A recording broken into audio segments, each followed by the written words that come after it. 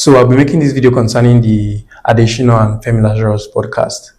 And this is a wonderful podcast, by the way. If you've not listened to it, go and listen to it so you can better understand what are the things I'm trying to say. So he talked about land banking, and then I'll be focusing on that path.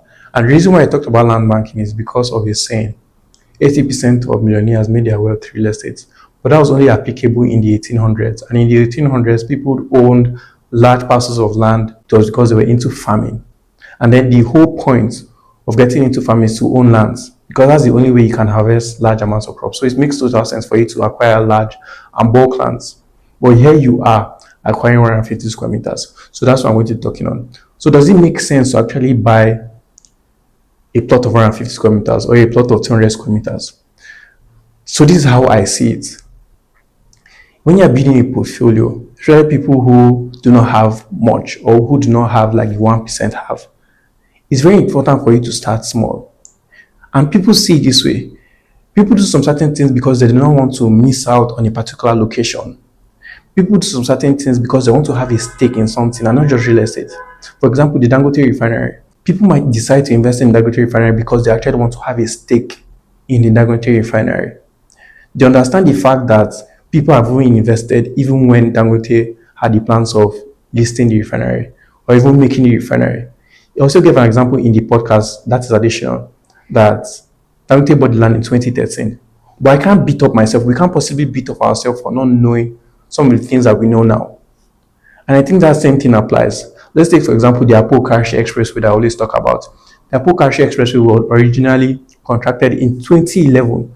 So it's safe to say that's possibly the best time you should have bought the property. But you don't even know that as at then. And so you can't possibly beat yourself up for not knowing that kind of thing. But now you know it now. I'm also making this point because of the fact that I said that if you see a particular investment opportunity on the news, it's probably too late for you. That is very true.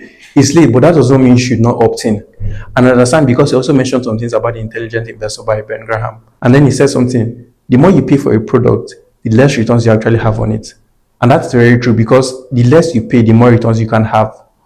But we cannot blame ourselves for missing out on some certain opportunities because we did not know it. We should still key in, and that is the whole point of this video. Yes, you probably missed out on locations, and I usually say it in my videos. You've missed out on the phase 1, 2, 3 of the Abuja's master plan. Yes, you are still an investor for investing because you understand the fundamentals and the reasons why you're actually making decisions. Even on the NGX and when we pick stocks, look at the cash flow statement, the profit and loss, and the balance sheet to look at if this is the right investment for us. Even if the stock has hit an all-time high, we still decide to invest because we actually believe in the company. I feel these are the reasons why people should do the things that they do. And I feel even if this was a wonderful podcast, I feel people who do not know enough might still make the wrong investment decisions when listening to it.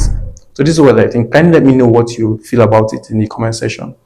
And if something you'd like to have a conversation on, do want to reach out to the numbers on your screen. I remember a lot. I'll see you guys in the next one. Bye-bye.